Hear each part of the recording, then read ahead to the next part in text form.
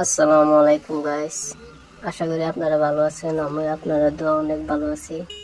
তো তো কোন রুট এটা আপনারা কমেন্টে জানাই দিবেন। তো পলকের সাথে থাকেন, আপনারা দেখাবার অনেক চেষ্টা করবাম।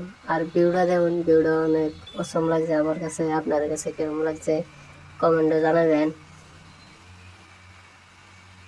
তো গাইস, আগের ভিডিওগুলা ছাড়তে আপনারা লাইক করতেন, কমেন্টও করতেন। এখন এই ভিডিওগুলা ছাড়ি কিন্তু আপনারা লাইক করেন না, কমেন্টও করেন না কেন?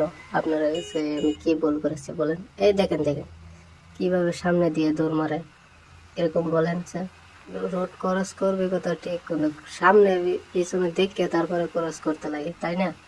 কিন্তু এক সাইডে মুখটা দিয়ে তারপরে চলে যাচ্ছে যে রাস্তা ক্রস করতে।